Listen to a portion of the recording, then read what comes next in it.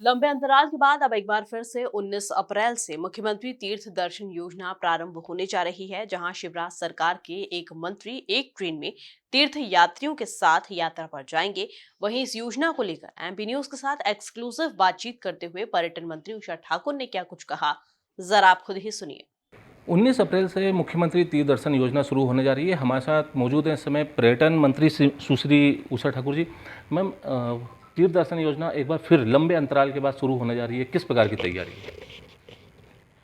ये बहुत ही सौभाग्य मानता है मध्य प्रदेश सरकार अपना कि माननीय मुख्यमंत्री जी की सबसे प्रिय योजना मुख्यमंत्री तीर्थ दर्शन 19 अप्रैल से पुनः प्रारंभ होने जा रही है। कोविड की विपरीत स्थितियों के कारण 2 वर्षीय यात्रा हो नहीं पाई और 19 अप्रैल को काशी विश्वनाथ की यात्रा पर मध्य प्रदेश के तीर्थयात्री जाएंगे।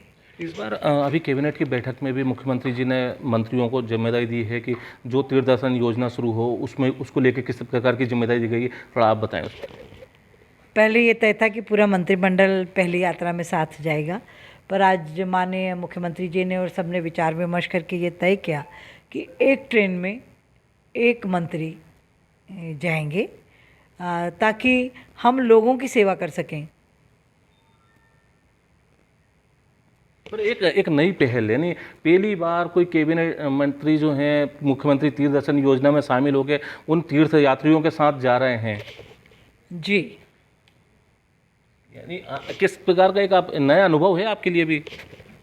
जी, नया अनुभव मैं सोचती हूँ कि भारतीय संस्कृति में तीर्थाटन का अपना महत्व है और जो तीर्थयात्री जाते हैं उनकी सेवा का मौका जिसको भी मिले वो बहुत बड़भागी है कि वो जाएगा और बुज़ुर्गों की चिंता सेवा करते हुए तीर्थ दर्शन करा के उन्हें वापस लेकर आएगा। रामनवमी के अवसर पर दीपोत्सव की तैयारी की जा रही है। कैबिनेट की बैठक में भी आज सीएम साहब ने कहा है कि इसको लेकर तैयारी बेहद बड़े स्तर पे की जा रही है।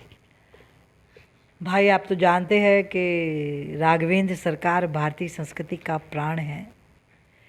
वो मर्यादा पुरुषोत्तम प्रभु श्री राम देश के हर नागरिक के कार्य आचरण व्यवहार में उतरे। भारतीय संस्कृति अपेक्षा उस हर व्यक्ति से करती है जो भारत की भूमि पर जन्मा है। इसलिए इस बार रामनवमी बहुत धूमधाम से पूरे प्रदेश में मनाई जा रही है। हर राम मंदिर पर दीपोत्सव होगा, पूजा, प्रार्थनाएं और भजन, भक्ति संगीत, इन सब की व्यवस्थाएं होंगी। लाडली लक्ष्मी योजना 2.0 पचमढ़ी में मंथन हुआ था, उस समिति में आप भी मेंबर हैं। किस तरह की नई नवाचार इस बार होने वाला है? देखिए, लाडली लक्ष्मी बहुत ही प्रामाणिक और पुख्ता तरीके से बनाई गई बहुत ही बेहतर योजना है। इसमें बेटी का जो जन्म का रेशो कम हो रहा था वो बढ़ा है बड़ी प्रामाणिकता के साथ। अब 1000 में यानी आप सोचिए 956 बेटियाँ बढ़ी हैं, तो ये अनुपात बढ़ा, ये रेशो बढ़ा, बेटियों की भ्रूण हत्या रुकी। इससे पावन कोई और कार्यक्रम हो नहीं सकता। बेटी निरंतर पढ़ती रहे, वो 5वीं पास करके 6ठी में जाएगी 2000 मिलेंगे, 8वीं पास करके 9वीं में जाएगी 4 मिलेंगे, वो 11वीं 12वीं में जाएगी निरंतर उसको मदद मिलेगी। और जब वो शादी करेगी 18 वर्ष के बाद तो 21 वर्ष की उम्र में उसको 1 लाख रुपया मिलेगा। एक बड़े भाई एक पिता की तरह, सगे भाई पिता की तरह दुनिया में कोई नहीं है जो 1 लाख रुपया किसी को समर्पित करे। तो भारतीय जनता पार्टी ने उस हर परिवार को अपना परिवार माना और ये बहुत ही बेहतर योजना, बेटियाँ पढ़ें भी, बेटियाँ संस्कारित भी हों और वो समाज की जिम्मेदारी अच्छे से निभा सकें, इन सब बातों को लेकर इस योजना को बनाया गया था। और अभी लाडली लक्ष्मी 2 मई से हम लाडली लक्ष्मी महोत्सव मनाने जा रहे हैं और ये 11 मई तक हम इसको मनाएंगे। इस बीच में एक बहुत सुंदर घोषणा माननीय मुख्यमंत्री जी ने की है जिसका लाभ बेटियां पाएंगी कि 25,000 रुपये तो उन्हें अनुदान स्वरूप मिलेंगे वो कॉलेज में जब एडमिशन लेंगी। इसके बाद वो जिस उसमें आईआईटी में जाएं, आईआईएम में जाएं, मेडिकल में जाएं, वहाँ की फ़ीस का इंतज़ाम भी मध्य प्रदेश की सरकार करेगी। मैम एक सवाल चूंकि विभाग से अलग हटकर है, संगठन से रिलेटेड है। कांग्रेस विधायक आरिफ मसूद का एक बयान आया था, उन्होंने कहा है कि कांग्रेस उनकी खुद की पार्टी को कि मुसलमानों को वो वोट बैंक मानती है। आप कितना सहमत हैं? पहली बार उन्होंने कुछ सच कहा। सचमुच कांग्रेस ने वोट बैंक ही माना, कभी उनकी उन्नति प्रगति के कोई कार्य योजनाएं नहीं बनाई।